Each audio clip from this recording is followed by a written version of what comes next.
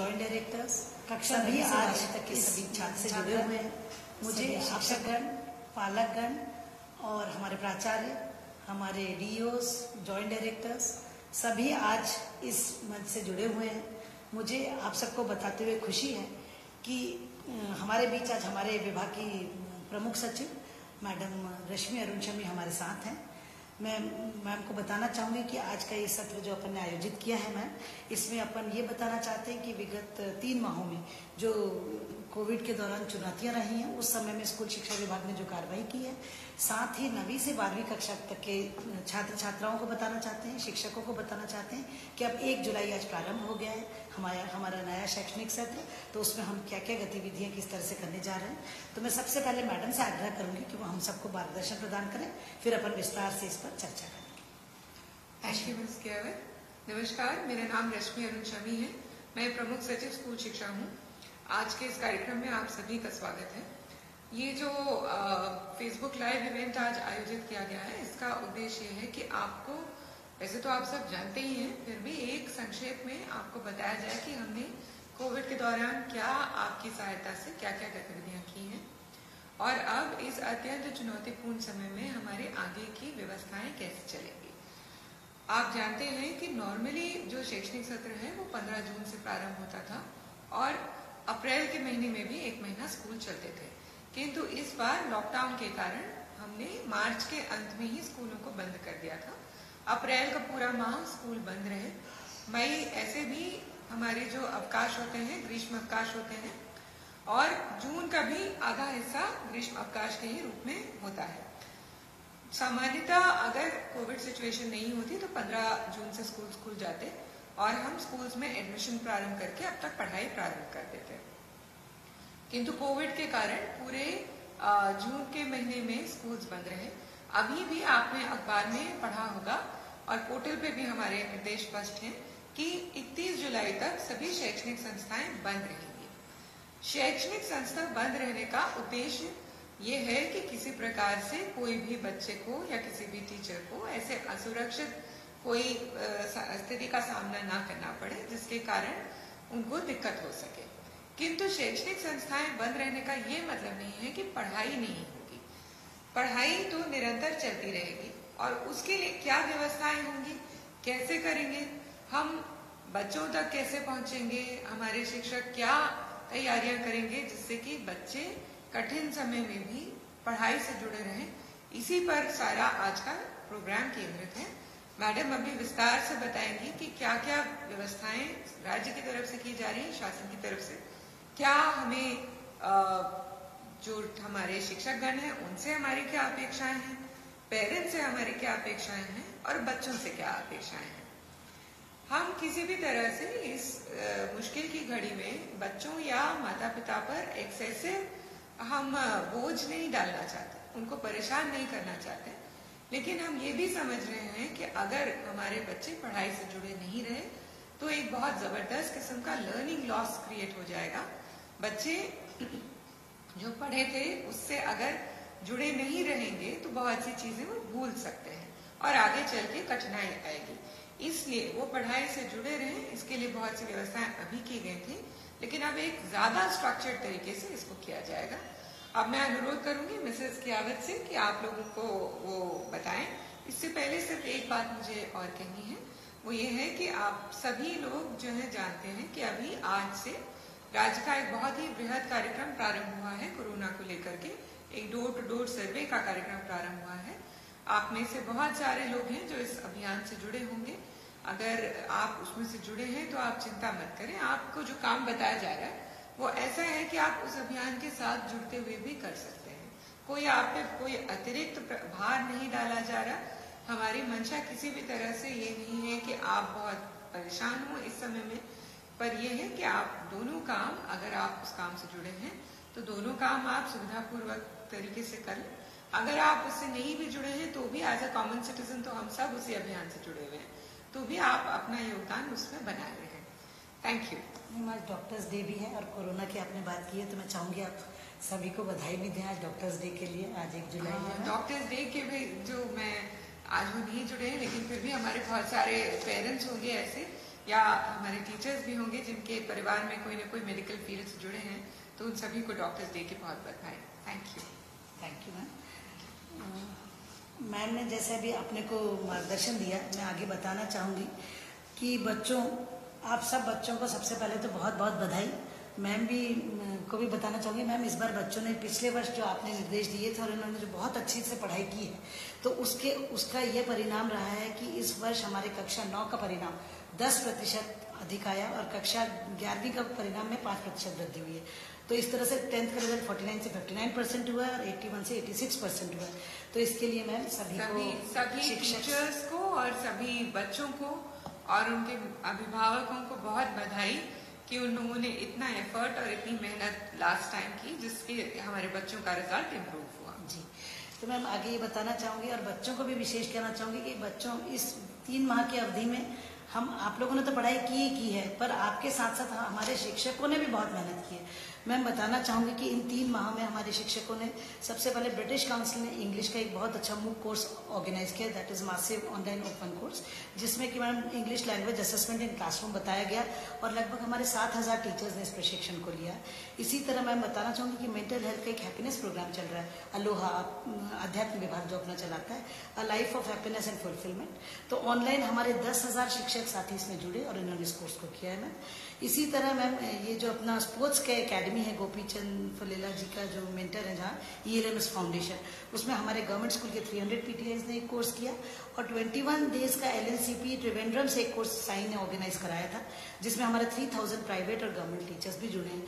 तो हमारे बच्चों में निरंतर सुधार के लिए और गुणवत्ता को हर क्षेत्र में बढ़ाने के लिए हमारे टीचर्स ने विगत 3 माहों में अनूठे प्रयास किए हैं। अब मैं आगे की रूपरेखा बताना चाहूँगी। तो सभी पालकों और बच्चों को बताना चाहूँगी कि आप सब विदित हैं कि अप्रैल माह से, जैसे ही मार्च से लॉकडाउन शुरू हुआ और ये कोविड की चुनौतियाँ आई, इस चुनौती को विभाग ने चुनौती के रूप में स्वीकारा और अवसर के रूप में देखा है और इसको अवसर के रूप में परिवर्तित करते हुए विभाग ने अप्रैल माह से ही कार्यक्रम चलाना शुरू कर दिए। सबसे पहले मैं बताना चाहूँगी कि जैसा आपको विदित है कि 13 अप्रैल से ही अपने वो पालकों के समूह बना लिए गए और 50,000 डिजिलैब प्रोग्राम से आप सब परिचित हैं। डिजिलैब प्रोग्राम है डिजिटल लर्निंग एनहांसमेंट प्रोग्राम। इसके अंतर्गत 50,000 समूह व्हाट्सएप के बनाए गए हैं और इन समूहों में निरंतर रीडिंग मटेरियल भेजा जा रहा है। ये कक्षा 1 से कक्षा 12 तक के लिए हैं और मुझे बताते हुए खुशी है कि इन समूहों में हम लोग विषयवार सामग्री उपलब्ध कराते हैं। इसके साथ ही ये जो सामग्री डिजिलैब पे जा रही है, इसको हम लोगों ने विमर्श पोर्टल पर भी संचालित किया है। तो जो बच्चे ये सामग्री वहाँ अगर उनका मिस हुआ है तो उनको चिंता करने की जरूरत नहीं है। विमर्श पोर्टल पर ये सामग्री उपलब्ध है। हमारे टीचर्स इसको पेन ड्राइव में कॉपी करके कक्षा में भी बताएंगे। इसी तरह हमने DDMP के माध्यम से भी मध्य प्रदेश दूरदर्शन पर शैक्षिक सामग्री का प्रसारण किया जा रहा है। आप सबको विदित है कि सप्ताह में 5 दिन इसमें दूरदर्शन की मदद से हम लोग अपने पूरे दूर दराज के क्षेत्रों में दूरदर्शन के माध्यम से निरंतर 11 मई से कक्षाएं आयोजित कर रहे हैं और इसका समय सारिणी भी आपको दिख रही होगी। कक्षा 10 के लिए 12 बजे से 1 बजे तक कक्षाएं लगती हैं, कक्षा 12 के लिए 3 से 4 बजे तक और 21 मई से हमने कक्षा 9 और 10 के लिए भी 9वीं और 11वीं के लिए भी कक्षाएं प्रारंभ की है। कक्षा 9 की 10 से 11 बजे तक और 11 की 11 से 12 बजे तक। और मुझे बताते हुए खुशी है बच्चों की शनिवार को जीवन कौशल शिक्षण सामग्री आपको दी जा रही है और जिसका बच्चे बहुत लाभ उठा रहे हैं और शनिवार को बच्चे माता पिता को कहते हैं हम घर से बाहर जाएंगे नहीं, हमें ये कार्यक्रम देखना है। 22 जून से प्रतिदिन अब हम 10 बजे से 10:20 तक अंग्रेजी कक्षा आओ अंग्रेजी सीखें, ये कार्यक्रम का प्रसारण किया जा रहा है। सभी बच्चों आप जानते हैं, इसके साथ साथ पहले मैं यहाँ पे ये भी बता दूं कि जो कार्यक्रम का प्रसारण किया जा रहा है, बहुत बच्चों को और बहुत पालकों को ये जानना चाहते हैं कि ये अंग्रेजी का प्रसारण किस चैनल पे किया जा रहा है या बाकी भी जो हमारे प्रसारण हो रहे हैं वो सारा प्रसारण हमारा DDMP पे किया जा रहा है। मैं आपको विशेषकर बताना चाहूँगी कि आपके यहाँ अगर जो भी सर्विस प्रोवाइडर है उसके लिए चैनल्स आपको स्क्रीन पे दिख रहे हैं। अगर डिश TV है तो 795 नंबर चैनल पे आएगा, DD डायरेक्ट है तो 105 पर, सन TV है तो 648 पर, वीडियोकॉन D2H है तो 898 चैनल पर, रिलायंस है तो 390 चैनल पर, एयरटेल है तो 350 पर, टाटा स्काई है तो 1197 पर, डिजियाना है तो 181 पर, हैथवे है 482 और डिजिटल 318 और डिजी केबल है तो 665। तो ये सभी सर्विस प्रोवाइडर्स हमारा प्रोग्राम दिखा रहे हैं। तो मेरा सभी बच्चों से और उनके पालकों से और शिक्षकों से अनुरोध है कि आप ये DDMP पर हमारा प्रोग्राम ज़रूर देखें। इसमें जो नया एडिशन है वो आओ अंग्रेज़ी सीखें। हमारे प्रदेश में मैं चाहती हूँ हमारा हर बच्चा अंग्रेज़ी बोलना सीखे, जिसके लिए यद्यपि पुस्तकें हैं पर एक सरल माध्यम से। मुझे बताते हुए खुशी है कि एक मैरिको जो संस्था है, जो निहार शांति फाउंडेशन है, वो पाठशाला फनशाला कार्यक्रम चलाती है। उनके सौजन्य से हम लोगों ने ये प्रसारण प्रारंभ किया है। ये प्रसारण प्रतिदिन हो रहा है प्रातः 10 बजे से 10:20 तक। अभी 20 मिनट का प्रोग्राम है, पर बच्चों की जैसी मांग आई है कि इस कार्यक्रम को थोड़ा लंबा किया जाए, तो इसको अभी हम 30 मिनट का करने जा रहे हैं। और हमारे ये 50 सत्र थे जिसको हम 31 जुलाई तक पूरा पूर्ण करने के लिए 30 मिनट्स में प्रोग्राम को आयोजित करके 31 जुलाई तक करेंगे। मेरा प्रत्येक कक्षा के बच्चे से आग्रह है कि वो कृपया इस कार्यक्रम को ज़रूर देखें, ज़रूर सुने और अल्फ़ाबेट्स में उच्चारण करें। अंग्रेजी, हिंदी में जितनी मात्राएं हैं उतनी अंग्रेजी में कोई मात्रा नहीं। मात्र A से Z तक 26 अक्षरों का ये खेल खेल में हम सीख सकते हैं। तो मेरा आप सभी से आग्रह है कि ये प्रोग्राम ज़रूर देखें। नेक्स्ट, ये आप देख रहे हैं ये इंग्लिश का, जिसमें ये कहा गया है ये कि अनूठा कार्यक्रम है। इसमें अब तुमसे दूर नहीं अंग्रेजी भाषा का ज्ञान, पढ़ो लिखो बोलो इसको अपना तुम मित्र जान। तो बच्चों, हमको अंग्रेजी को मित्र बनाना है और ये कार्यक्रम को हमें ज़रूर सीखना है। नेक्स्ट, विगत 3 माह में हम लोगों ने जो डिजिलैब प्रोग्राम के अंतर्गत प्रगति की है, मैं वो आप सभी पालकों से शेयर करना चाहती हूँ, सभी बालिकाओं से शेयर करना चाहती हूँ। बच्चों, ये कार्यक्रम बहुत महत्वपूर्ण है और इसका कंटेंट बहुत ही गुणवत्तापूर्ण है। अभी तक 50,000 हमारे व्हाट्सएप ग्रुप बने और मुझे बताते हुए खुशी कि 21 लाख हमारे इस ग्रुप में पालक और विद्यार्थी जुड़ चुके हैं। पर साथ ही लेकिन ये भी बताना चाहूँगी कि जब कार्यक्रम प्रारंभ हुआ तो तब मात्र 2 लाख थे, अब ये बढ़कर 6.5 लाख हो गए। लेकिन फिर भी अभी यह गैप बहुत अधिक है। 14.5 लाख हमारे बच्चे और इस कार्यक्रम का लाभान्वित हो सकते हैं। मैं सभी पालकों से और सभी बच्चों से कहूँगी कि जिनके पास अपने स्मार्ट मोबाइल्स हैं वो जरूर इसमें व्हाट्सएप ग्रुप से जो जुड़े हुए हैं वो अपने बच्चों को सामग्री दिखाएं। और जिन विद्यार्थियों के पास मोबाइल है वो आवश्यक रूप से इस प्रोग्राम को डिजिलैब से अपनी कक्षा के पाठ्यक्रम को अनिवार्यता देखें। बच्चों, अब तो ग्रीष्मकालीन अवकाश समाप्त हो चुका। इस बार अपने को अवकाश की अवधि भी बहुत अधिक मिली है।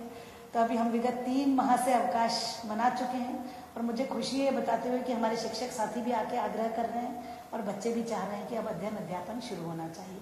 तो जैसा कि आपको विदित है कि इस चुनौती को अवसर के रूप में बदलते हुए अपन ने काफ़ी चीज़ें ऑनलाइन प्रारंभ की हैं और अभी ये 1 माह भी अभी आपको विदित है कि 31 जुलाई तक अभी भी हमारी जो परिस्थितियाँ हैं उसमें हम तत्काल स्कूल खोलने की स्थिति में नहीं है। इसीलिए हम लोग चाहते हैं कि अब वर्तमान व्यवस्था में हम इस पढ़ाई को जो अभी तक हम चला रहे थे इसको और सिस्टमेटिक कर दें।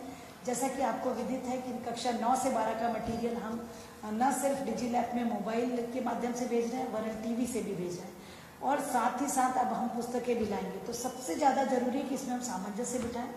तो 16 जुलाई से हम हमारा घर हमारा विद्यालय जो कार्यक्रम का शुभारंभ करने जा रहे हैं। तो मैं आपको बताना चाहूँगी कि हम डिजिलैब अपना जो है और टीवी इनको सामंजस्य बनाते हुए समान रूप से समान प्रकृति का पाठ्यक्रम की जानकारी आपको भेजना प्रारंभ करेंगे ताकि अब बच्चों में कोई एक रूपता से पढ़ाई आगे जारी रख सकें। अब मैं बच्चों बताना चाहूँगी कि अभी से अप्रैल तक हमारे पास मात्र मोबाइल और टीवी था। अब जैसा कि विदित है कि जुलाई आ गई और अब अपने स्कूल खुलना चाहिए थे, पर स्कूल नहीं खुले तब हमने अपने घर को ही अपनी पाठशाला बनाया। पर अपने घर में भी पाठशाला बनाना है तो पुस्तकें तो आवश्यक है। तो बच्चों, जुलाई माह में हम लोग जा रहे हैं सबसे पहले आपको पुस्तकों का वितरण करने। मैं बताना चाहूँगी कि जुलाई माह में कक्षा 10 से 12 के विद्यार्थी उनको हम पाठ्य पुस्तक से पढ़ाएंगे और कक्षा 9 के विद्यार्थियों को बताऊँगी कि ब्रिज कोर्स चलाएंगे। जैसा कि आपको विदित है कक्षा 8 से बच्चा जब कक्षा 9 में आता है तो हम लोग प्रारंभ के 3 माह में उनको ब्रिजिंग करते हैं। तो ये ब्रिज कोर्स की सामग्री देते हैं। तो यही सामग्री आपको उपलब्ध कराई जाएगी।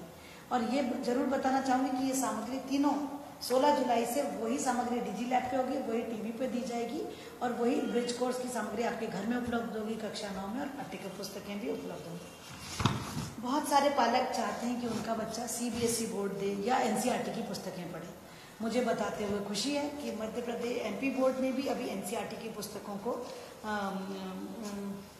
कक्षा 9 से 12 तक लागू करने का निर्णय ले लिया है।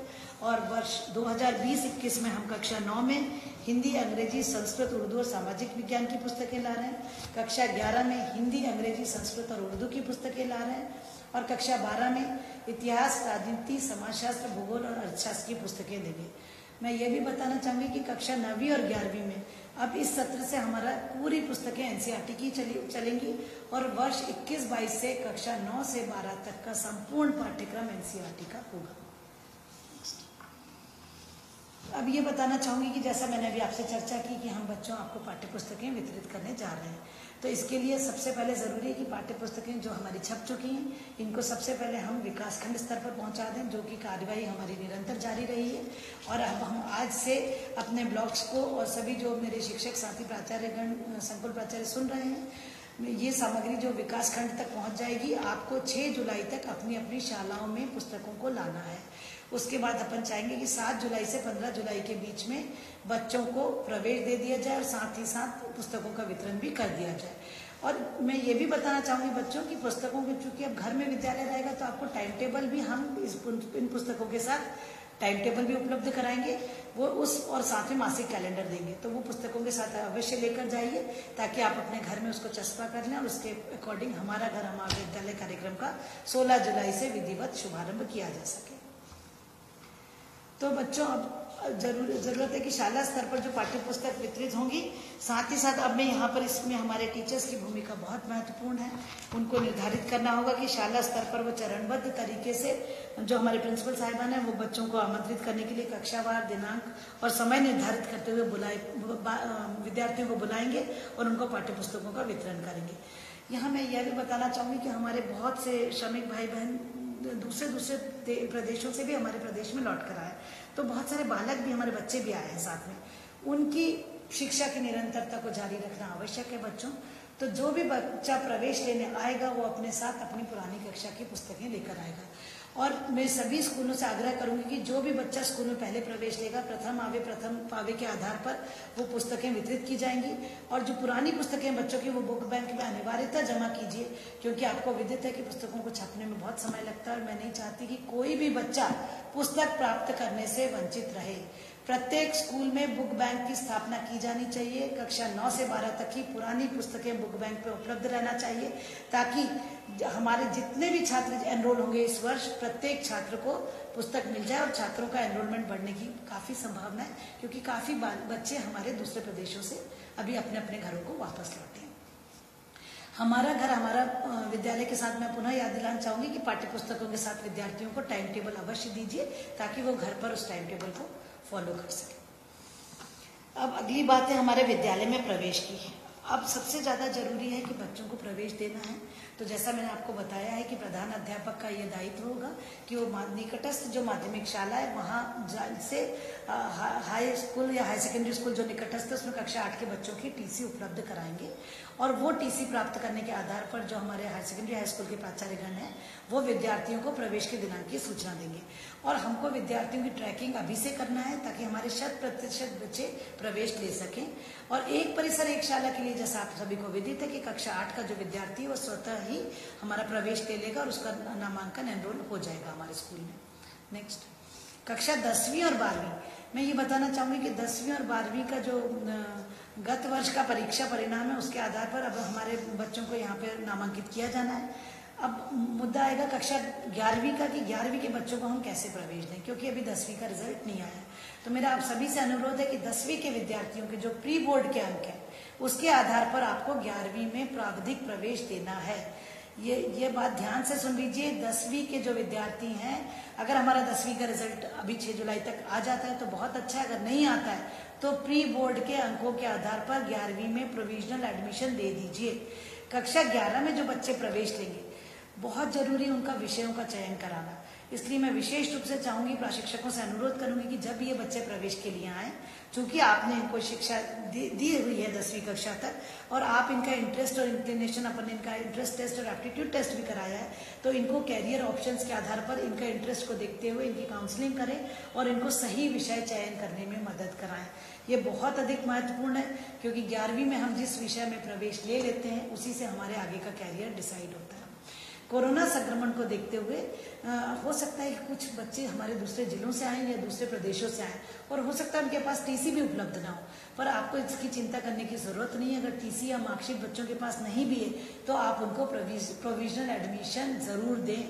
कोई भी विद्यार्थी स्कूल में प्रवेश से वंचित नहीं रहे, यह इंश्योर करना हमारे प्रिंसिपल्स की जिम्मेदारी है। मैं बच्चों को भी बताना चाहूंगी और टीचर्स को भी कि कैरियर काउंसलिंग एक पोर्टल अपन ने 13 जनवरी को लॉन्च किया था। इसका जो ये पोर्टल है www.mpaspire.com। मैं सभी को बताना चाहती हूँ, ये शासकीय विद्यालय के बच्चों के लिए पोर्टल तैयार किया गया है और इसमें प्रत्येक विद्यार्थी की एक आईडी और पासवर्ड बनाया जाएगा और उनकी प्रोफाइल रखी जाएगी। तो मैं सभी शिक्षकों को कहना चाहूंगी कि जो शिक्षकों को प्रशिक्षण दिया गया उनकी जवाबदारी होगी प्रत्येक बच्चे का आईडी और पासवर्ड क्रिएट करा दें, उसकी प्रोफाइल बनवा दें और फिर उसको उनकी शिक्षकों के साथ ही बच्चों और शिक्षकों के लिए टीचर्स का हम ट्रेनिंग अभी 2 दिन का 4 जुलाई और 6 जुलाई को कर देंगे। बच्चों के लिए हम एक बड़ा वेबिनार जुलाई के द्वितीय सप्ताह में ऑर्गेनाइज करेंगे। ये कैरियर काउंसलिंग का जो हम लोगों ने पोर्टल तैयार कराया है, ये आई ड्रीम संस्थान और यूनिसेफ के सहयोग से हमने इसको ऑर्गेनाइज कराया है और हमने उनसे तिथि निर्धारित की है। बच्चों के लिए ये बहुत उपयोगी है और स्पेशली 12वीं के बच्चों के लिए तो विशेष उपयोगी है, क्योंकि उनको आगे कैरियर का चयन करना है। तो इसकी डेट का हम व्यापक प्रचार प्रसार करेंगे और इसको हम 2 राउंड्स में करेंगे, ताकि हमारे ज्यादा से ज्यादा बच्चों को हम डायरेक्ट कैरियर काउंसलिंग यहाँ से भी करेंगे, प्लस टीचर्स भी इसमें विशेष ध्यान देकर उनको काउंसलिंग कराएंगे। मैं आपको MP एस्पायर पोर्टल के बारे में बताना चाहती हूँ। जितने भी बच्चे सुन रहे हैं, उनके पालक सुन रहे हैं, वो इस पोर्टल पर शासकीय विद्यालय का प्रत्येक बच्चा एक्सेस कर सकता है। उसको यूजर आईडी और पासवर्ड दिया जाएगा। बच्चा इस पोर्टल पर जाकर देख सकता है कि उसके इसमें 460 कैरियर्स ऑप्शन दिए हुए हैं। साथ ही साथ 6400 कॉलेजेस के नाम है। जिस विषय में बच्चा प्रवेश लेना चाहता है तो वहाँ के कहाँ कॉलेजेस उपलब्ध हैं। 1050 तरह की जो प्रवेश परीक्षाएं होती हैं विभिन्न विषयों के लिए, उसकी जानकारी इसमें उपलब्ध है। 930 से अधिक छात्रवृत्तियां उपलब्ध हैं। बच्चों, ये अपने लिए बहुत उपयोगी है, क्योंकि जैसा आप जानते हैं कि पढ़ाई विभिन्न स्तरों पर अपने को अगर स्कॉलरशिप मिल जाती है तो अपने लिए पढ़ना आसान हो जाता है और इसमें विद्यार्थी अपने मन पसंद का ऑप्शन चुन सकते हैं। इसलिए उनको ये कैरियर ऑप्शन पोर्टल पर जरूर एक्सेस करना चाहिए और अपने भविष्य के लिए कैरियर को प्लान करना चाहिए।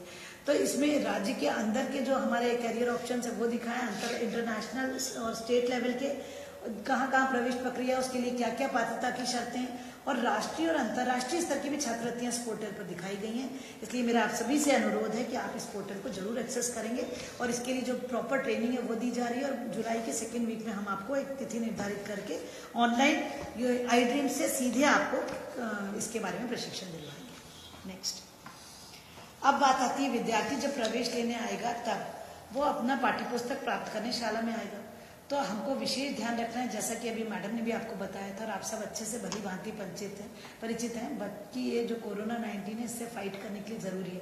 हाँ, मैं एक बात के लिए आप सबको बधाई देती हूँ कि अभी जो 12वीं की परीक्षा मेरे शिक्षकों ने, प्राचार्यों ने ऑर्गेनाइज कराई, इतने स्मूथ तरीके से कराई और कोई दिक्कत नहीं हुई। तो मुझे पूरा विश्वास है कि बच्चे जब प्रवेश लेने आएंगे और पाठ्यपुस्तकें आप उनको प्रदान करेंगे तब भी सारे कोविड के इसकी सुरक्षा के जो नियम है उसका पालन करेंगे। हमको मास्क लगा के उनके बगैर बच्चों को नहीं आना है, एक दूसरे से 2 गज की दूरी बनाए रखना है। शाला में गेट पर ही हमें सैनिटाइजर अथवा पानी और साबुन की व्यवस्था जरूर रखिए। विद्यार्थी को हाथ धोने के बाद ही स्कूल में प्रवेश दीजिए और साथ ही साथ हमने बच्चों से ये भी अपेक्षा की कि बच्चा एक पौधा लाए साथ में या बीज लाए। बच्चे सोचेंगे हम पौधा कहाँ से लाएं, तो कोई दिक्कत नहीं बेटा, आम की गुठली लाओगे वो रोपोगे तो वो उग जाएगी, नींबू का बीज लाओगे वो लगाओगे तो नींबू का पौधा आएगा। नेक्स्ट, तो आप इस तरह से अपने स्कूल में एक न एक अपना पौधा लेकर आएंगे। विद्यार्थियों की अब प्रश्न ये है कि सबसे ज्यादा जरूरी है कि विद्यालय में जब बच्चा आएगा तो उसको काउंसलिंग बहुत जरूरी है, क्योंकि आप सबको पता है कि एक अलग मेंटल स्टेट से हमारे पालकगण, बच्चे और विद्यार्थी अभी गुजरे हैं विगत दिनों में, तो कोरोना संक्रमण में अपना ध्यान कैसे रखें, क्योंकि कोरोना की अभी जैसा आपको विदित है दवाई नहीं है, पर अगर प्रिवेंशन है तो वो उससे बड़ी कोई दवाई नहीं है। तो हमको अपना इसके प्रिवेंटिव मेजर्स लेने के लिए बच्चों को काउंसलिंग करना बहुत जरूरी है। साथ ही बच्चों को ये भी बताना है कि घर को विद्यालय कैसे माने, घर में विद्यालय समझकर अध्ययन कैसे करें। और जैसा मैंने बताया था, जो बीज या पौधा लाएंगे तो अगर हमारे स्कूल में फेंसिंग है तो वहाँ पर ही बच्चे को पौधा लगवाएंगे। ये जरूर इंश्योर करें कि जहाँ भी बच्चा पौधा लाए, अगर स्कूल में बाउंड्री वॉल नहीं है तो वो ग्रीन फेंसिंग से काम चला सकते हैं, और अगर वो भी नहीं है तो बच्चा अपने गाँव में जाकर भी इसको बीज को या पौधे को रोप सकता है, लेकिन उसको देखभाल करना और उसका नामकरण करना बच्चे की जिम्मेदारी है। जो नवीन गतिविधियां इस वर्ष मुझे बताते हुए खुशी है कि हम लोगों ने अपने जो 2 नए जिले आगरमालवा और निवाड़ी, वहां पर जिला उत्कृष्ट विद्यालय घोषित कर दिया है। वर्तमान में जो वहाँ उत्कृष्ट विद्यालय था उसको जिला उत्कृष्ट विद्यालय घोषित कर दिया गया है। तो इसमें अकॉर्डिंगली आप लोग एडमिशंस देंगे, और साथ ही जितनी जिला उत्कृष्ट विद्यालय को सुविधाएं दी जाती है वो सब इन दोनों विद्यालय को दी जाएंगी। साथ ही साथ एक बहुत बड़ी खुशी की बात है कि जो हमारे 200 मॉडल स्कूल्स चल रहे थे, जो अभी तक 9 से 12 कक्षा तक चल रहे थे, हायर सेकेंडरी स्कूल्स को अब हम लोगों ने माध्यमिक स्तर की कक्षाओं का संचालन प्रारंभ किया है। इस वर्ष हम प्रदेश के सभी 201 मॉडल स्कूल्स में कक्षा 6 प्रारंभ करने जा रहे हैं।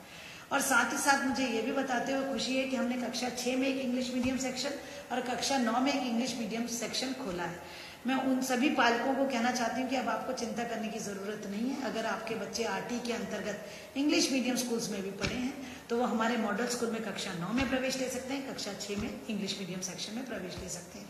और इसके लिए अगर जितनी सीटें, जितने आवेदन आएंगे तो लॉटरी के आधार पर ही हम उसमें ड्रॉ निकाल के उनको प्रवेश देंगे। नेक्स्ट, हमारा घर हमारा विद्यालय के अंतर्गत अब बच्चों को जैसा है कि विद्यालय में नहीं आना है, अपने घर में ही रहकर पढ़ाई करना है। अब यहाँ पर चूंकि घर में ही पढ़ाई करना है, इसलिए उनके परिवार के सदस्यों की, माता पिता, दादा दादी, नाना नानी, भाई बहन और मित्र, इन सब की भूमिका बहुत महत्वपूर्ण है।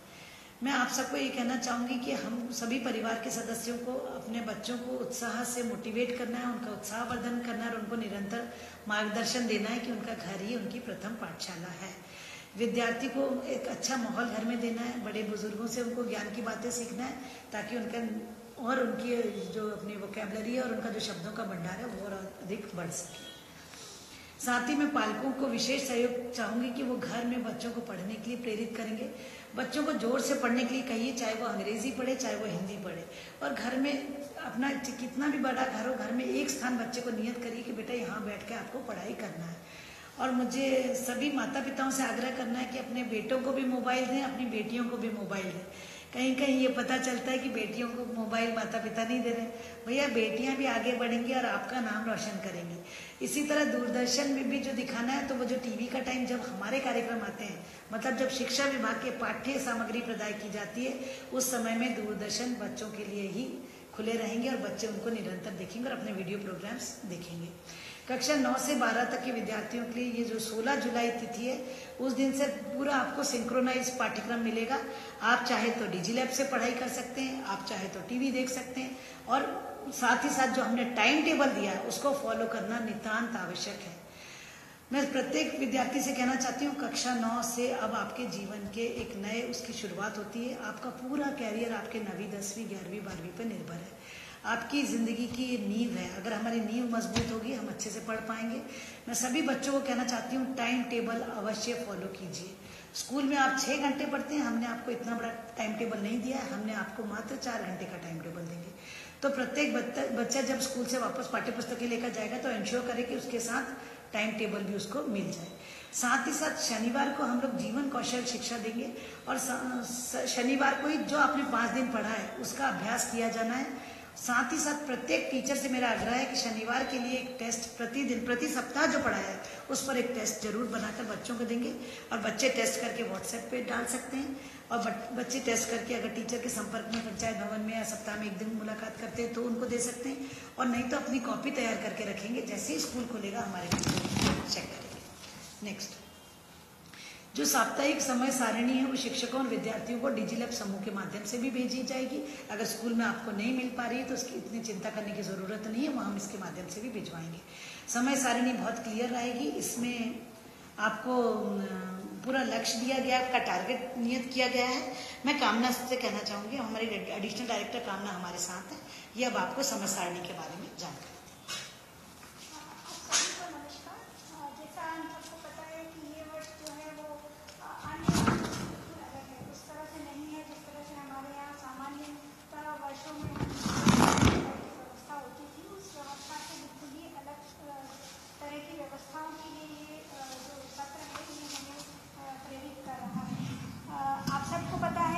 अभी चर्चा हुई है कि हमारा जो शैक्षणिक सत्र आरंभ होता है वो सामान्यतः 1 अप्रैल से आरंभ होता है, और आपको पता है कि अब हम जुलाई माह में भी स्कूल आरंभ नहीं कर पा रहे हैं। इसका मतलब ये है कि यदि हम अप्रैल से जुलाई तक देखें तो लगभग हमने 50 से 60 कालखंड खो दिए हैं।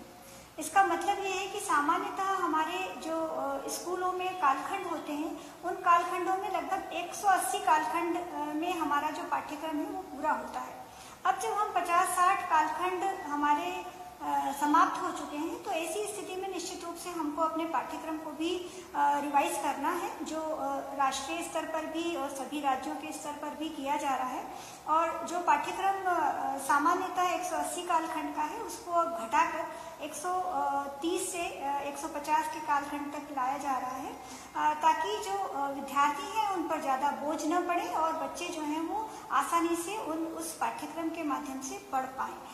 तो जो पाठ्यक्रम है उसके लिए बहुत ज़्यादा बच्चों को बोझ समझने की आवश्यकता नहीं है, क्योंकि जितना समय अब कम हो गया है उस समय के आधार पर हम पाठ्यक्रम को भी कम कर रहे हैं। लेकिन जैसे ही हम कहते हैं कि हमारा घर हमारा विद्यालय, तो इससे स्पष्ट है कि हमको अब जो काम हम विद्यालय में बैठ के करते थे वो अब हमको घर पे करना शुरू करना पड़ेगा।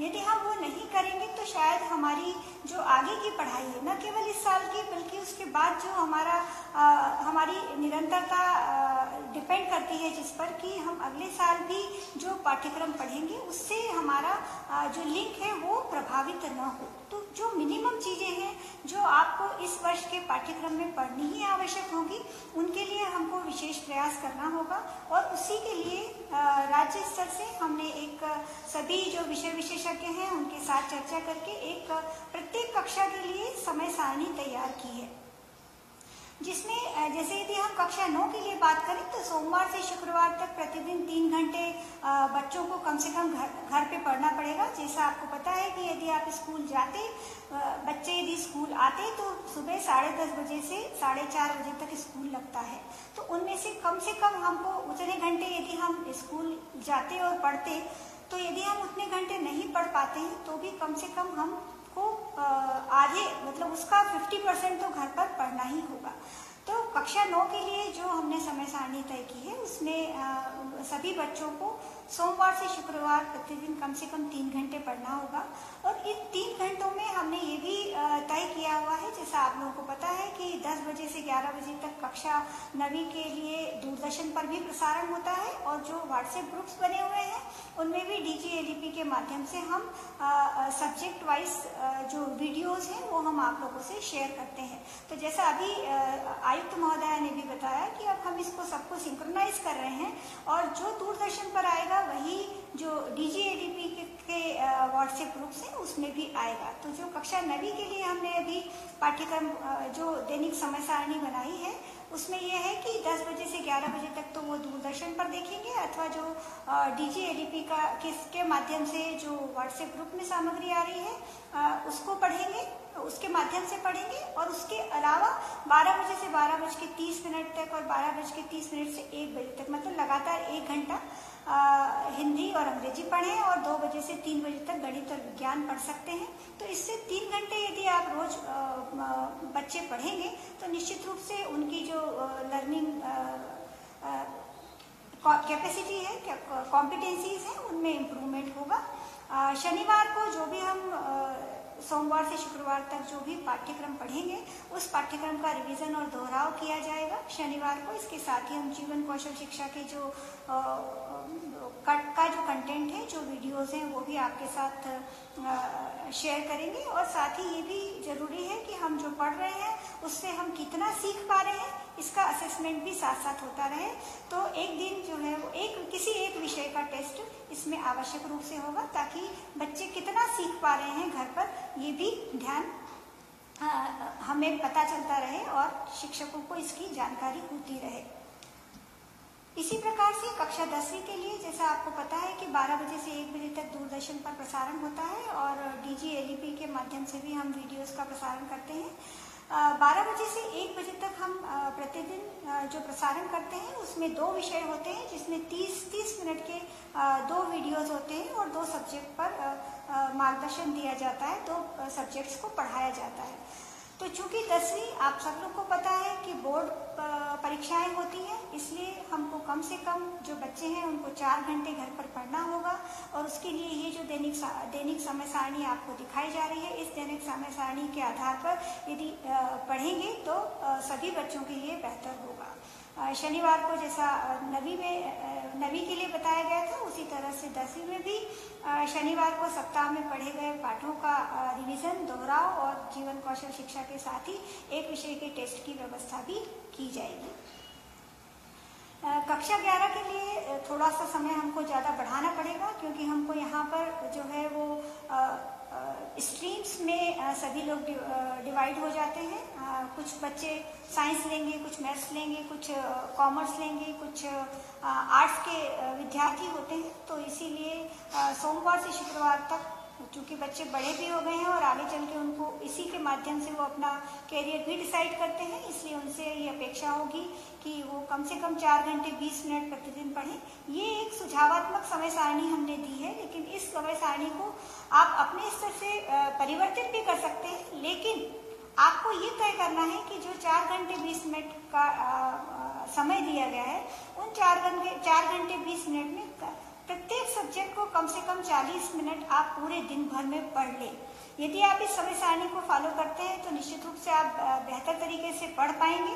और यदि आप इसके अलावा आपको कोई समय और उपयुक्त लगता है तो आप उसको उससे इंटरचेंज करके अपनी समय सारणी भी बना सकते हैं। लेकिन ऑब्जेक्टिव यही है कि सभी बच्चे जो हैं वो कम से कम 3 से 4 घंटे प्रतिदिन घर पे पढ़ें, तभी हमारा जो ये कार्यक्रम है कि हमारा विद्यालय हमारा घर हमारा विद्यालय वो सफल हो पाएगा, कि हम विद्यालय जिस तरह से जाकर पढ़ते थे उसी तरह से हम इस घर में भी विद्यालय की तरह का ही माहौल बनाकर और पढ़ें। इसी प्रकार से कक्षा 12वीं के लिए भी है, जो मैंने आपको कक्षा 11वीं के लिए कहा वही सेम कक्षा 12वीं के लिए है। इसमें जो हम समय सारणी बना रहे हैं, उस समय सारणी को हमने बहुत विशेष रूप से इस तरह से डिसाइड किया है कि ऐसे टॉपिक्स को हम पहले आइडेंटिफाई हमने किया है जिनमें बच्चे आसानी से पढ़ सकते हैं, जिनमें शिक्षक के ज़्यादा सहयोग की आवश्यकता नहीं है।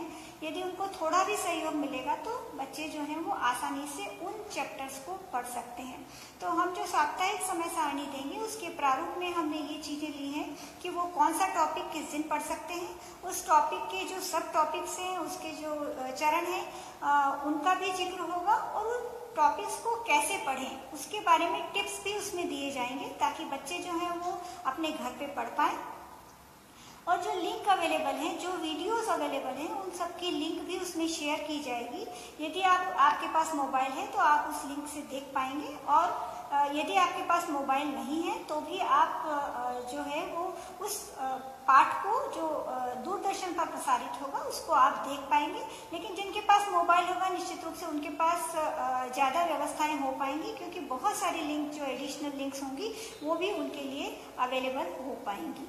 तो साप्ताहिक समय सारणी जो आपको दी जा रही है, उस समय सारणी के आधार पर सभी विद्यार्थियों से ये अपेक्षित होगा कि वो अपने घर पर पढ़ें, और जो हमारा अभी तक का लॉस हो गया है उसकी हम प्रतिपूर्ति तो पूरी तरह से शायद नहीं कर पाएंगे, लेकिन हम अपने आप को इम्प्रूव कर पाएँ और जो पढ़ाई आगे की है उसको हम बेहतर तरीके से कर पाएँ।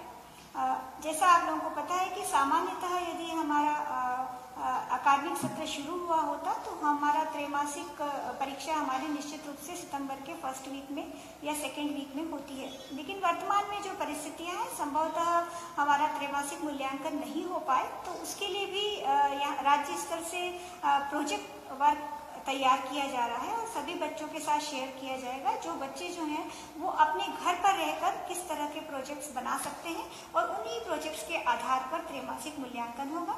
जैसे उदाहरण के लिए कक्षा 9 में साइंस का जो पहला चैप्टर है उसमें ठोस, द्रव और गैस का टॉपिक दिया गया है। तो इसमें बहुत सिंपल एग्जाम्पल हो सकते हैं जिनको बच्चे करके स्वयं करके, जैसे पानी को गर्म करने, उसको ठंडा करने पर कौन कौन सी क्रियाएं होती हैं, उसको वो बहुत आसानी से अपने घर में करके देख सकते हैं, और उस तरह के उसको उन्होंने कैसे महसूस किया उसका अनुभव भी वो लिख सकते हैं। तो इसी तरह के बहुत सिंपल तरह के प्रोजेक्ट्स दिए जाएंगे जो बच्चे अपने स्तर पर करेंगे, और उन प्रोजेक्ट्स के माध्यम से बच्चे जो हैं वो विज्ञान और अन्य विषयों के भी कॉन्सेप्ट्स को अच्छी तरह से करके सीख पाएंगे। एक जो साप्ताहिक समय सारणी है, मैं आपसे थोड़ा सा शेयर करना चाहूँगी कि उसका प्रारूप, जैसा मैंने आपको अभी कहा कि कक्षा 10 में यदि हम देखें तो अभी इसमें आप देख सकते हैं स्क्रीन पर कि 16 और 17 जुलाई के लिए जो पढ़ाया जाना है उसके बारे में चर्चा की गई है। यदि हम हिंदी की बात करें तो हिंदी से शुरुआत करेंगे तो सबसे पहला जो टॉपिक है वो पद्य साहित्य का इतिहास है। इसमें रीतिकाल सब चैप्टर का नाम है। उसमें नामकरण, उसमें जो आगे कंटेंट दिया हुआ है वो नामकरण, प्रमुख कवि और प्रमुख प्रवृत्तियां हैं जिनको बच्चे को पढ़ना है। तो इसको कैसे पढ़े, इसके लिए टिप्स यहाँ पर तो बहुत शॉर्ट में दी गई है, लेकिन थोड़ा डिटेल में आपको जो मिलेगा कैलेंडर उसमें दी जाएंगी कि जैसे सबसे पहले किताब में दी गई सामग्री को ध्यान से पढ़ें, मुख्य बिंदुओं को किताब में पेंसिल से पहले हाईलाइट कर लें, फिर उन हाईलाइटेड जो बिंदु हैं उनको अपनी कॉपी में लिखें ताकि आप जब भी उसको रिवाइज करेंगे तो आपको याद आ जाए कि आपने क्या पढ़ा था। तो इसी तरह से उसमें ये भी दिया जाएगा कि आपको इतना पोर्शन पढ़ने के बाद, क्योंकि हम 30 से 40 मिनट कह रहे हैं कि एक बच्चे को एक दिन में एक विषय 30 से 40 मिनट यदि पढ़ेगा तो लगभग 20 मिनट उसके पढ़ने के लिए होंगे और 20 मिनट लगभग अभ्यास करने के लिए होंगे। तो किस तरह के प्रश्न उसको अपने कॉपी में लिखने हैं उसके बारे में भी उसमें स्पष्ट रूप से दिया जाएगा। तो जैसे ये एक प्रारूप है, ये हिंदी का उदाहरण है, उसी तरह से अगले वाले पेज पर हमने अंग्रेजी का उदाहरण दिया है कि यदि कोई कविता है उसको पढ़ रहे हैं तो सबसे पहले कविता को पढ़ें, कठिन शब्दों को पहले रेखांकित कर लें, फिर ऐसे शब्द जिनका अर्थ आपको पता ना हो तो उनका अर्थ डिक्शनरी से लिखें, उन कठिन शब्दों की स्पेलिंग याद करें, उनके अर्थ लिखें। तो इस तरह से जो छोटे छोटे काम हैं जो आप अपने स्तर पर आसानी से कर सकते हैं, जिसके लिए बच्चे को शायद टीचर के बहुत ज़्यादा आवश्यकता नहीं पड़ेगी, उन सारे पाठ्यक्रम को उन टॉपिक्स को हमने आइडेंटिफाई किया है और उन टॉपिक्स के आधार पर बच्चे जो हैं वो आसानी से पढ़ सकेंगे और इसमें टीचर्स का सहयोग भी उन्हें मिलता रहेगा। वो निरंतर रूप से अपने शिक्षकों से बातचीत करके उनको जो समस्याएं आ रही हैं उनका निराकरण भी दूरभाष पर प्राप्त कर सकेंगे। अब मैं आयुक्त महोदय से आगे का प्रस्तुतिकरण करने का अनुरोध करना चाहूँगी। प्रथमे न अर्जिता विद्या, द्वितीय न अर्जितं धनम, तृतीय न अर्जितं पुण्यम, चतुर्थे किम करिष्यति। तो बच्चों, कामना ने आपको बहुत अच्छी तरह से समझाया है कि अपने को अब आगे से किस तरह से पढ़ाई जारी रखना है। अब बात आती है जीवन जीने की कला। हर व्यक्ति को जीवन जीना भी एक कला है और इसके लिए आपको विदित होगा कि अपने स्कूलों में जीवन कौशल शिक्षा दी जा रही है। जो बालक बालिकाएं कक्षा 9वीं में आए हैं उनके लिए ये बहुत ही इंटरेस्टिंग होगा जब वो इन पुस्तकों को देखेंगे। मैं बताना चाहूँगी ये जीवन कौशल शिक्षा का मॉड्यूल UNFPA के साथ सहयोग से हमने तैयार किया है और ये मॉड्यूल जो है उमंग, इसका नाम दिया गया है उमंग। और जो किशोर बालक बालिकाएं हैं उनको जीवन कौशल शिक्षा के जो 10 कौशल हैं उनके बारे में बताया गया है। आप देख रहे होंगे समालोचनात्मक, critical thinking, creative thinking, decision making, निर्णय लेना एक कला है। आपका हर निर्णय आपका हर पल का निर्णय दूसरा पल निर्धारित करता है। समस्या समाधान, समस्या हर व्यक्ति की जिंदगी में, पर उसको समाधान कैसे क्या तरीका जाए। अवेयरनेस, जागरूकता नहीं तो आपको पता ही नहीं कि जीवन में आपके क्या क्या आगे रास्ते हैं। प्रभावी संवाद करके किस तरह से आप विभिन्न विवादों से भी दूर रह सकते हैं और जीवन में आगे बढ़ सकते हैं। अंतर्वैयक्तिक संबंध जीवन में सबसे अधिक महत्वपूर्ण हो, चाहे निजी जिंदगी हो चाहे सांसारिक जिंदगी। समानुभूति, एम्पैथी का एक ऐसा कॉन्सेप्ट है कि जो सामने वाला व्यक्ति फील करता है वही अपन फील करें। अपनी भावनाओं को कैसे प्रबंधन करें और स्ट्रेस को कैसे मैनेज करें। तो सोसाइटी में जो भी निरंतर आप देखते हैं कि कई तरह की समस्याएं आती हैं, अगर हम हमारे बालक बालिकाओं को जीवन कौशल की कला दे दें, जीवन जीने की कला सिखा दें, तो हमारे बालक निश्चित रूप से एक अच्छा जीवन जी सकेंगे। ये जो चारों मॉड्यूल हैं जीवन कौशल के, इसके बारे में हमने जैसा आपको बताया कि हम डिजिलैब के माध्यम से भी मटेरियल भेज रहे हैं, साथ ही साथ हम आपको मटेरियल टीवी में भी इसका शनिवार को प्रदर्शन करेंगे। इसके अलावा मैं आपको बच्चों ये बताना चाहती हूँ, जितने बच्चे ये प्रोग्राम देख रहे हैं वो जीवन में कभी घबराएं नहीं। ये मॉड्यूल्स तो आपका करते हैं आपके टीचर्स, इसके लिए वेल ट्रेंड हैं, सभी प्रिंसिपल्स में ट्रेंड हैं और वो लोग बहुत अच्छे से आपके साथ संवाद करेंगे। साथ ही साथ जब रिजल्ट आता है तो बच्चे बहुत घबरा जाते हैं। मेरा सभी बच्चों से आग्रह है, बिल्कुल डरने की जरूरत नहीं है। अगर कोई बच्चा फेल भी होता है तो fail is first attempt in learning. कोई भी चीज सीखने के लिए पहला प्रयास था अपना, पुनः अपन प्रयास करेंगे और पास कर लेंगे। कोई चीज जीवन में कठिन नहीं है, तो कभी जीवन में डरने की जरूरत नहीं, जीवन कौशल सीखें। इसके साथ ही भी कोविड में भी बच्चों के मन में तरह तरह के ख्याल आए, प्रत्येक बच्चे के मन में कई तरह के प्रश्न आते हैं। तो हमने लोगों ने एक उमंग किशोर हेल्पलाइन भी चालू किया है। जैसे कोई बच्चा सोचता है कि मुझे कोई कुछ तवज्जो नहीं देता, मुझे कोई कुछ समझता नहीं है, मैं बिल्कुल अकेला हूँ, मेरी बात कोई नहीं सुनता, क्या मैं ही हमेशा गलत होता हूँ, तो कई तरह के सवाल आते हैं और वो इन प्रश्नों का उत्तर देने के लिए सोचता है किसके पास जाए। मैं बच्चों को बताना चाहती हूँ, ये उमंग किशोर हेल्पलाइन में हमारे पास बहुत ही अच्छे टेस्ट बॉम्बे से ट्रेंड काउंसलर्स हैं। आप 14425 लगाइए, जब भी आपके मन में किसी प्रकार का प्रश्न उठता है आप इस नंबर पर डायल कर सकते हैं 14425 और अपने प्रश्नों का हल जान सकते हैं। और ये हेल्पलाइन हमारी सोमवार से शनिवार तक प्रातः 8 बजे से शाम के 8 बजे तक जारी है। कोविड में भी बच्चों ने काफी प्रश्न पूछे और कई तरह के प्रश्न इसमें आ रहे हैं, तो आप सब बच्चों को कभी भी मन में किसी भी प्रकार का भय हो या कोई चिंता हो, आप इस नंबर पर डायल करें। नेक्स्ट, अब जैसा मैंने बताया था, बच्चे जब प्रवेश ले लेंगे तो अब हमारे प्राचार्यों को क्या करना है। जैसे जो बच्चे, उनको 4 समूह में बांटना है। पहला समूह ऐसा है जिन बच्चों के पास एंड्रॉइड फोन है तो वो अपना मोबाइल फोन से हमारी शैक्षिक सामग्री प्राप्त कर सकते हैं। जिन बच्चों के घर में टीवी है वो टीवी के माध्यम से अध्ययन कर लेंगे। जिनके पास न तो टीवी और न मोबाइल फोन है, ऐसे भी विद्यार्थी, उनके हमको एक अलग समूह में रखना होगा।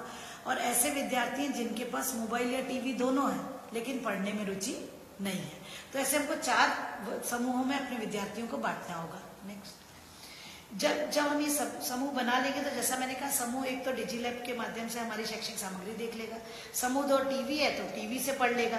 पर अब प्रश्न आता है समूह 3 का। ऐसे बच्चे हैं जिनके पास टीवी और मोबाइल दोनों नहीं है। मैं बताना चाहूंगी, पालक जो मेरी बात सुन रहे हैं, अगर आपके घर में टीवी है और आपके पड़ोस के बच्चों के घर में नहीं है, कृपया करके अपने घरों में उन बच्चों को आमंत्रित करें और उनको टीवी की सुविधा उपलब्ध कराएं। इसी तरह ऐसे विद्यार्थी जिनके मित्रों के पास टीवी है वो अपने मित्रों के घर जाकर इस टीवी को देखें।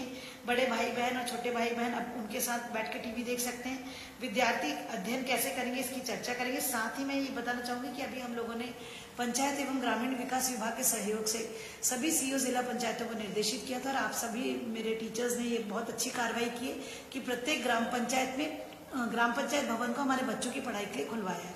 तो जितने घंटे टीवी में प्रसारण होता है प्रातः जो 10 बजे से 4 बजे तक, तो वो हमारा टीवी वो खुला रहता है, हमारा ग्राम पंचायत भवन। ग्राम में जो भी शिक्षक उपलब्ध है, मेरा उनसे अनुरोध है वो ग्राम पंचायत भवन में जाए और जब जो बच्चे पंचायत भवन में टीवी देखने आते हैं वहाँ उनको टीवी भी दिखवाए और वहीं के वहीं साथ में उनकी समस्याओं का भी समाधान कर सकते हैं, पर सोशल डिस्टेंसिंग का जरूर फॉलो करेंगे।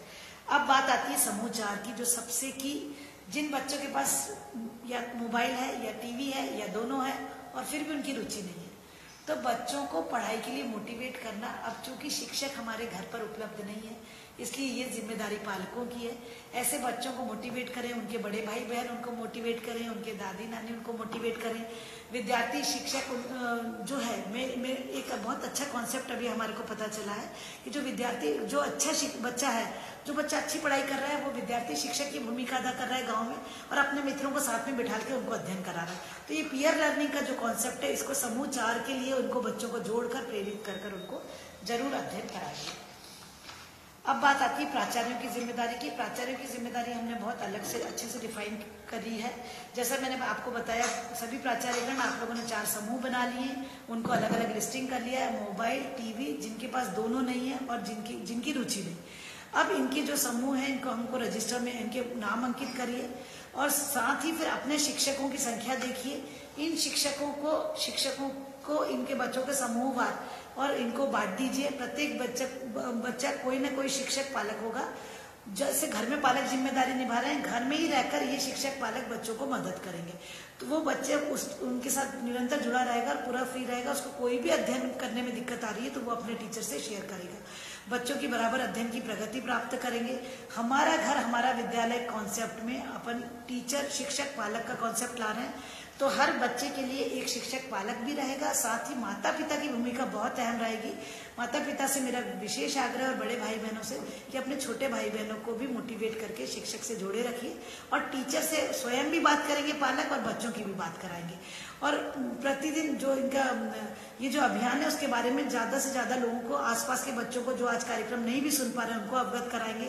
सप्ताह में एक दिन कम से कम 5 बच्चों के घर जाकर जब प्राचार्य महोदय जाएंगे तो बच्चे और पालक बहुत खुश होंगे, और उनसे अपनी सब बात भी शेयर करेंगे, और प्राचार्य भी निगाह रख सकेंगे कि उनका छात्राएं रिकॉर्ड बच्चे पढ़ रहे हैं कि नहीं पढ़ रहे, या पढ़ने में क्या दिक्कत आ रही है, या अपन को फीडबैक मिलेगा कि अपन अपनी व्यवस्था में और क्या सुधार ला दें कि अपने बच्चे और अच्छे से अभ्यास कर सके। प्राचार्य का ये जरूर कहना चाहूंगी कि साप्ताहिक मूल्यांकन की व्यवस्था पर नजर रखना आपकी जिम्मेदारी है। हर शनिवार को अभ्यास कार्य कराना अनिवार्य है और उसका मूल्यांकन किया जाना है। नेक्स्ट, जैसा भी मैंने आपको बार बार कहा कि इसमें हम पालक सह शिक्षक की भूमिका होगा। जो हमारा पेरेंट है वो हमारा को टीचर है।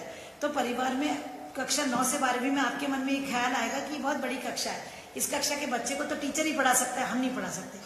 हमारा आपसे आग्रह है कि जो कंटेंट हम आपको भेज रहे हैं और जो टाइम टेबल हमने भेजा है, मैं सभी पालकों को बताना चाहती हूँ कि हमने पुस्तक में से जो सरल अध्याय हैं जिसमें टीचर की आवश्यकता ना हो के बच्चा स्वयं भी पढ़ सकता है, उन्हीं अध्यायों को चिन्हांकन किया है। वही पाठ्यक्रम पर सामग्री पढ़ने के लिए हम टाइम टेबल में बच्चों को दे रहे हैं, क्योंकि जो कठिन पाठ है वो तो हमारा स्कूल खुलेंगे तब टीचर पढ़ाएंगे।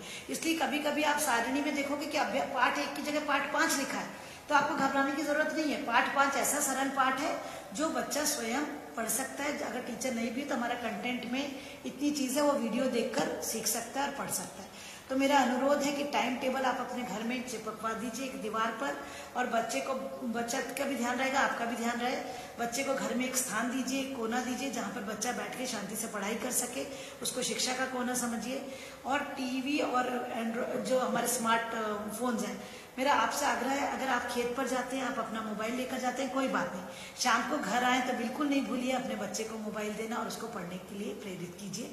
तो ये मेरा आप सभी पालकों से आग्रह है कि अब आपको शिक्षक की भूमिका निभानी है। आगामी 1 माह या 1.5 माह जितना भी समय लगेगा स्कूल खुलने में, कक्षा 9 से 12 बहुत ही मेरे बच्चे गंभीर हो चुके हैं। मेरा आप सबसे आग्रह है कि अपने बच्चों को पालक सह शिक्षक की भूमिका निभाते हुए जो शिक्षक कक्षा में जितना माहौल देते हैं वैसा ही माहौल घर में बनाकर बच्चों को पढ़ाएंगे। अब आती है विद्यार्थियों की जिम्मेदारी। बच्चों, करत करत अभ्यास के जड़मती होत सुजान, रसरी आवत जाते सिल पर पड़त निशान। तो बच्चों, जब रस्सी पत्थर को काट सकती है, हम और आप नहीं पढ़ सकते क्या? हम बिल्कुल पढ़ सकते हैं। तो मेरा आप सबसे कहना है, आप सब के लिए अपन ने इतनी अधिक व्यवस्था की है कि आपको अगर डिजिलैब से मोबाइल मिल जाता है बहुत अच्छा है, नहीं मिल जाता है टीवी तो हर गांव में, और ग्राम पंचायत जिस गांव में वो पंचायत भवन में आपको अनिवार्यता जाके देखना है। मैं आप सबको कहना चाहूंगी कि आपको सबसे इम्पोर्टेंट काम है स्कूल में जाकर प्रवेश अपना लेने के साथ ही पुस्तकें प्राप्त करना, पुस्तकों के साथ टाइम टेबल लेना, टाइम टेबल लेकर घर आना, दीवार पर चिपकाना, दीवार पर चिपका के अपना किताब पेन पेंसिल तैयार रखना। बेटा, पढ़ना और लिखना दोनों जरूरी है, सिर्फ मौखिक याद कर लोगे उससे काम नहीं चलेगा। पढ़िए और लिखिए। अंग्रेजी की कक्षाओं को जरूर अटेंड कीजिए। 10 बजे से 10:30 तक जो हमारी कक्षाएं चलेंगी उसको प्रतिदिन आप अटेंड करोगे। करियर काउंसलिंग पोर्टल के लिए हम आपको अगले जुलाई में अभी आपसे फिर बात करेंगे। उसके पहले हम आपके टीचर्स का ट्रेनिंग कर रहे हैं। टीचर, जब आप स्कूल में 11वीं कक्षा में एडमिशन ले रहे हो, अनिवार्यता अपने शिक्षक से संपर्क करो और कैरियर काउंसलिंग के बारे में जानो। आप अपना इंटरेस्ट टीचर के साथ डिस्कस करो, अपना एटीट्यूड बताओ कि मैं ये पढ़ना चाहता हूँ। टीचर आपकी प्रगति और देखकर आपको गाइड करेगी। 11वीं में विषय का चयन सही रूप से कर लीजिए। स्वयं पढ़ने के साथ साथ अपने जो छोटे भाई बहन है उनको पढ़ाना भी आपकी जिम्मेदारी है। जरूर अपने गाँव में, अपने आसपास अपने छोटे भाई बहनों की मदद कीजिए। अब सबसे इम्पोर्टेंट है हमारे शिक्षकों की जिम्मेदारी। हमारे शिक्षकों ने गत वर्ष अपनी जिम्मेदारी बहुत बखूबी निभाई है। जैसा मैंने आपको बताया कि आप लोगों ने बहुत अच्छा रिजल्ट, न सिर्फ रिजल्ट लाया है वरन आपने विगत 3 माह में भी विभिन्न कोर्सेज अटेंड किए। और सबसे ज्यादा मैं बधाई देती हूँ सीएम राइज में। सीएम राइज में अपने आप को रजिस्टर करा के और बराबर सारे सर्टिफिकेट्स हासिल करना शुरू कर दिए, विच इज वेरी गुड। अभी हम आगे का पूरा अपना कंटेंट सीएम राइज पे ही देने जा रहे हैं। तो शिक्षकों को मैं सबसे पहले कहना चाहती हूँ कि आपकी सबसे बड़ी जिम्मेदारी है अपने विद्यालय में जितने छात्र हैं और आपके प्राचार्य के साथ बैठकर आपने जो छात्रों का डिवीजन कर लिया है, तो विषयवार अपने बच्चों को अपने साथ जोड़ लीजिए। आप ही उनके शिक्षक पालक की भूमिका भी अदा करेंगे। बच्चे घर में रहकर पढ़ेंगे, पर प्रतिदिन जैसे अपन अपने बच्चों को मॉनिटर करते हैं, ये मेरे शिक्षकों से अनुरोध है कि वो उस बच्चे को अपने बच्चे जितनी मेहनत से पढ़ाएं। मुझे पूरा विश्वास है कि इस 1-1.5 महीने को हम बर्बाद नहीं होने देंगे। आज 1 जुलाई प्रारंभ हो गया है। हम आगामी 1.5 माह में इतनी प्रगति कर लेंगे कि बच्चा जब स्कूल आएगा तो सब बच्चे हमारे एट पार एक लेवल पे रहेंगे। आप इंश्योर करें बच्चे के पास साप्ताहिक टाइम टेबल होना चाहिए, उसके घर में टाइम टेबल चस्पा हुआ होना चाहिए, और उसके मान से वो अपना प्रतिदिन आप एक रजिस्टर संधारित करेंगे। और आप भी 5 बच्चों से न्यूनतम 10 बच्चों, जितनी आपकी कैपेसिटी, आप संपर्क भी करेंगे और दूरभाष पर भी संपर्क कर सकते हैं, और दूरभाष से भी बच्चों की प्रगति लेते रहें। और व्हाट्सएप पे जो बच्चा पेपर सॉल्व करके भेजता है उसको चेक करें, उसको वापस बताएं, उसकी गलतियों को बताएं, उनको सुधारें। तो कॉपी चेकिंग का जो अभियान हम लोग स्कूलों में चलाते थे, वो अब आपको इन बच्चों को व्हाट्सएप पर चलाना है। और जो बच्चे संपर्क में हैं उनके ग्राम पंचायत भवन में जाके मदद कर सकते हैं, घरों में संपर्क कर सकते हैं। नेक्स्ट, साप्ताहिक टेस्ट पेपर तैयार करना सबसे इम्पोर्टेंट जिम्मेदारी है। मुझे खुशी है प्रत्येक शिक्षक हमारी द्वारा भेजी हुई सामग्री प्रतिदिन पढ़ रहा है। जैसे ही आपको डिजिलैब का मटेरियल मिलता है, सबसे पहले आप स्वयं पढ़ते हैं, उसके बाद आप बच्चों को शेयर करते हैं, शाम तक आप बच्चों से इंटरेक्शन भी कर रहे हैं। पर शनिवार को टेस्ट पेपर देना शुरू कर दीजिए ताकि बच्चे की कॉपी संधारित हो जाए। बच्चा उसमें पेपर सॉल्व करके अपना निरंतर रखेगा। जो पाठ पढ़ेगा 5 दिन, उसके बारे में उसका टेस्ट हो जाएगा, बच्चे का असेसमेंट हो जाएगा, और आप अपने बच्चों के लेवल को मूल्यांकन कर पाएंगे कि बच्चा जब स्कूल आया तो किस लेवल पर है। और ऐसे गांव जहां विद्यार्थी अधिक हैं और वो बहुत अधिक दूर से आते हैं, वहां पे ग्राम पंचायत भवन में एक दिन जाकर अपन बच्चों से मिलकर उनकी समस्याओं को दूर कर सकते हैं और बच्चों से नियमित अभ्यास करवाएंगे। शिक्षकों की कैरियर काउंसलिंग में बहुत महत्वपूर्ण भूमिका है। 9वीं से 12वीं तक के बच्चों को तो हमें मदद करना ही करना है, पर 11वीं के बच्चों को कैरियर का चुनाव करने के लिए आपकी बहुत जरूरत है। बच्चे जब प्रवेश लेने आएंगे, प्लीज एंश्योर आपका बच्चा 11वीं कक्षा में उसी विषय में वही स्ट्रीम चुने जिसमें उसका इंटरेस्ट है, क्योंकि जीवन भर नहीं तो बच्चा फिर पछताता है। उसका 11वीं बहुत महत्वपूर्ण है। प्लीज उसकी कैरियर काउंसलिंग करिए और उसको फील्ड का चुनाव कराइए। नेक्स्ट, अब हमारे बीईओज, डीईओज, जितने भी मॉनिटरिंग अधिकारी हैं, उन सब से मेरा अनुरोध है कि इस अभियान हमारा घर हमारा विद्यालय को सफल बनाना हम सब की जिम्मेदारी है। हमें इंश्योर करना है आप भी कम से कम 5-5 बच्चों से संपर्क करें, और आप भी इन बच्चों से साप्ताहिक समय सारणी पहुंच रही है कि नहीं, डिजिलैब का मटेरियल मिल रहा है कि नहीं। पालकों को मोटिवेट कीजिए। अभी भी 21 लाख में से 6.5 लाख पालक जुड़े हैं जिनके पास स्मार्टफोन है, वो बच्चों को पढ़ाने क्यों नहीं दे पा रहे हैं, जरा चेक करिए। अगर उनके यहाँ टीवी है तो कोई दिक्कत नहीं है, वो स्मार्टफोन नहीं यूज कर पा रहे हैं, वो टीवी से अपने बच्चों को दे दे, कोई दिक्कत नहीं। पर प्लीज एंश्योर बच्चा घर में, मोहल्ले में, नेबर के यहाँ जाकर ये पढ़ाई जरूर करेगा। प्रतिदिन गांव, शहर, वार्ड में इस अभियान के बारे में ज्यादा से ज्यादा लोगों को जागरूक करें। इसको शिक्षक और अभिभावक उनको इन दोनों की है कि वो जो बच्चों की चिंता होती है उसको हल करने में शिक्षक और अभिभावकों को आप भी मदद करेंगे। अब राज्य स्तर से मैं आप सभी को बताना चाहूंगी कि हम लोगों ने एक व्हाट्सएप नंबर भी हम आपको उपलब्ध करा रहे हैं। इस नंबर पर पालक, शिक्षक, विद्यार्थी जब ये अभियान चलाएगा तो आप हफ्ते में, 15 दिन में जो भी आपको अच्छा लगता है वो हमारे साथ सक्सेस स्टोरी, कहानी, सफलता की कहानी के रूप में, फोटो, वीडियो के रूप में शेयर कर सकते हैं। ये हम इसलिए शेयर कराना चाहते हैं कि आप अगर कोई ऐसा काम कर रहे हैं अनूठा जो हमारे दूसरे साथी भी कर सकते हैं, हम वो सबके साथ आपकी शेयर करेंगे, आपकी कहानी सफलता की या आपके फोटोज और वीडियोस, ताकि हमारे दूसरे शिक्षक साथी भी एक दूसरे से पीयर लर्निंग कर सकें, एक दूसरे से सीख सकें, और हमारे बच्चे भी एक दूसरे से सीख सकेंगे और आगे अपनी सफलता के कदम आगे बढ़ाएंगे। इसी तरह जो निर्धारित पाठ्य सामग्री हमारी अब निरंतर अभी जारी रहेगी। दूरदर्शन से भी हमारा एग्रीमेंट आगे हो चुका है, डिजिलैब के माध्यम से भी हमारी निरंतर, और अंग्रेजी की सामग्री अभी निरंतर 31 जुलाई तक हमारी ये सामग्री आपको भेजी जाती रहेगी, और हम इसको आगे भी कंटिन्यू करने का प्रयास करेंगे। नेक्स्ट, सीएम राइज के बारे में मैंने आपको बताया था। मुझे बहुत खुशी है कि हमारे शिक्षकों में से 3,10,131 शिक्षक, पहला कोर्स तो पंजीकरण का था, जो कोर्स 2 प्रारंभ किया उसमें 3,10,000 शिक्षकों ने पंजीकरण किया। शिक्षकों का प्रशिक्षण के प्रति रुझान देखते ही बनता है, और 2,72,000 लगभग 85% हमारे टीचर्स ने पहला कोर्स पूर्ण कर लिया, 73% टीचर्स ने कोर्स 3 भी पूर्ण कर लिया, और अभी कोर्स 4 जो चल रहा है दूरस्थ शिक्षण का, वो हमारे 61% टीचर्स पूरा कर चुके हैं। मैं आगे बताना चाहूँगी 9 to 12 के जितने टीचर्स उनको बताना चाहूँगी कि जो प्रशिक्षण हम लोग ग्रीष्मकालीन अवकाश में कंटेंट का देते थे वो इस साल दीक्षा पोर्टल पर देने जा रहे हैं। तो अभी तक के जो हमारे बेसिक कोर्सेज थे वो 1 to 12 के चल रहे थे। आगामी 2 मॉड्यूल्स और हम 1 to 12 के आपको देने जा रहे हैं। जैसा कि आपको विदित है कि अगला मॉड्यूल जो हम 10 जुलाई से लॉन्च करेंगे दीक्षा पोर्टल पर वो होगा कोरोना से बचाव के उपाय। उसमें हम आपको उसके साथ ही मानसिक स्वास्थ्य के बारे में बताएंगे, सोच में परिवर्तन, किस तरह से अपने सोच में थिंकिंग में पॉजिटिविटी आए, अपने इमोशंस को कैसे अपन मैनेज कर सकेंगे, मन की व्यायामशाला के बारे में जानकारी देंगे और कोरोना के से किसी भी प्रकार का भय न रहे उसके लिए किस तरह से विद्यार्थियों की कोरोना के संक्रमण में कैसे काउंसलिंग करें। तो ये सब इतना महत्वपूर्ण विषय है। सबसे पहले हमने सोचा कि क्यों ना हम हमारे शिक्षकों को अवेयर करें, शिक्षकों को ट्रेन करें कि वो इन सब विषयों पे अच्छे से गंभीरता से समझ सकेंगे और जब शिक्षक हमारा अच्छा ट्रेंड होगा तो वो आगे जाके बच्चों की, विद्यार्थियों की फिर अच्छे से काउंसलिंग कर सकेगा। इसीलिए हमने इनके लिए जो प्रशिक्षण आप लोगों का रखा है वो दिनांक 3 जुलाई और 6 जुलाई को हम ऑनलाइन कैरियर काउंसलिंग का आपको इसमें कैरियर काउंसलिंग का भी प्रशिक्षण देंगे। ठीक है, ये जो दीक्षा पोर्टल है, सॉरी ये बताना चाहूँगी 10 जुलाई से हमारा दीक्षा पोर्टल लॉन्च होगा जिसमें हम मेंटल हेल्थ के मॉड्यूल देंगे और जो 3 और 6 जुलाई है उसमें हम कैरियर काउंसलिंग का ऑनलाइन ट्रेनिंग देंगे, क्योंकि 3 और 6 जुलाई को देना अनिवार्य है ताकि बच्चे जब बुक्स देने आएंगे तब आप उनकी काउंसलिंग करके उनका यूजर ID पासवर्ड क्रिएट करेंगे। नेक्स्ट, अब ये है हमारी अंतिम स्लाइड।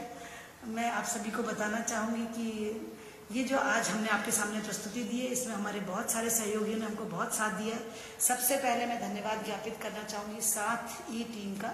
साथ जो है ये एक sustainable action for transforming human capital है, जिनके साथ मिलकर हमने ये जो डिजिटल लर्निंग एनहांसमेंट प्रोग्राम तैयार किया है। साथ टीम में बहुत ही अच्छे IIT के एक्सपर्ट्स हैं और ये जो हमारे को प्रोजेक्ट मिला हुआ है ये निरंतर हम लोग को मदद कर रहे हैं और हमारे साथ दक्षता उन्नयन और ब्रिज कोर्स जैसे सभी महत्वपूर्ण कार्यक्रम चलाते हैं। तो डिजी लैब प्रोग्राम हमारे कक्षा 1 से 12 तक के गुणवत्तापूर्ण सामग्री तैयार करके प्रदान करने के लिए इनको बहुत बहुत धन्यवाद। इसके बाद मैं धन्यवाद ज्ञापित करना चाहती हूँ मध्य प्रदेश दूरदर्शन का।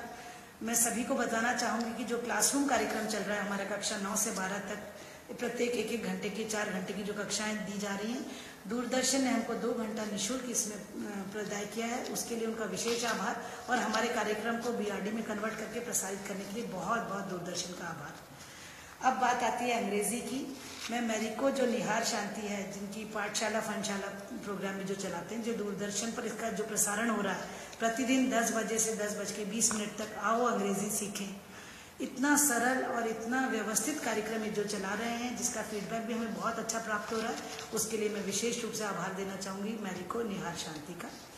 इसके अलावा मेरे को बताते हुए खुशी है कि हम जैसे ही ये कोरोना संक्रमण हुआ और हम लोगों ने ऑनलाइन क्लासेस शुरू की और जैसा आपको विदित है कि हमारे शासकीय विद्यालय के बच्चों की एक्सेस बहुत सारे संसाधनों तक नहीं होती है, तो हमारे प्रदेश के जितने केबल ऑपरेटर्स हैं ये आगे आए और उन्होंने हमारे मटेरियल को निःशुल्क वीडियोस पे दिखाया है।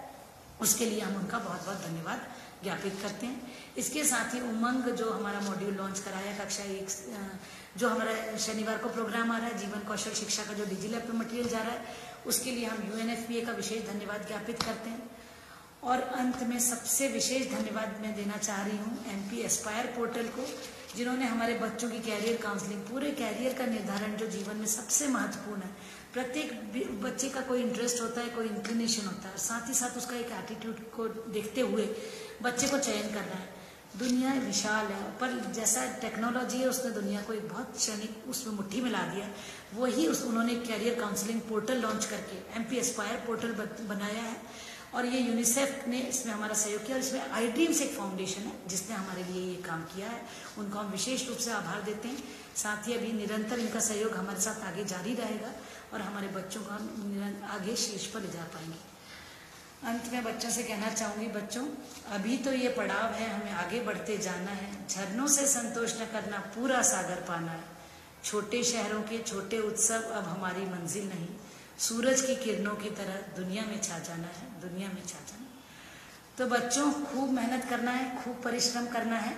और अंत में फिर पुनः दोहराऊंगी, उद्यमेन ही सिद्ध्यन्ति कार्याणि न मनोरथे, न ही सुप्तस्य सिंहस्य प्रविशन्ति मुखे मृगा। बेटे आप सब जानते हो कि अगर शेर शिकार नहीं करेगा तो हिरन अपने आप उसके मुंह में चल के नहीं आता। तो जब शेर को भी मेहनत करना पड़ती है तो हम और आप तो इंसान है बेटा, जितना उद्यम करेंगे हमारे सारे मनोरथ हासिल होंगे। खूब ऊंचा सोचिए, खूब ऊंचा सपना देखिए और एक संकल्प लीजिए और उस संकल्प को पूरा करने की कोशिश कीजिए। ईश्वर, मैं आपको फिर कहना चाहती हूँ कि अगर हम संकल्प ले लेंगे और उसको पूरा करने की कोशिश करेंगे, हम निश्चित उस लक्ष्य को प्राप्त करेंगे। जरूरी है सपने देखना। सपने वही पूरे होते हैं जिनमें जान होती है। पंखों से कुछ नहीं होता, हौसलों से उड़ान होती है। हौसलों से उड़ान होती है मेरे बच्चों। मैं आप सबको मोटिवेट करना चाहती हूँ। 1 जुलाई आ गई, मैं इसकी बहुत बहुत थैंक यू।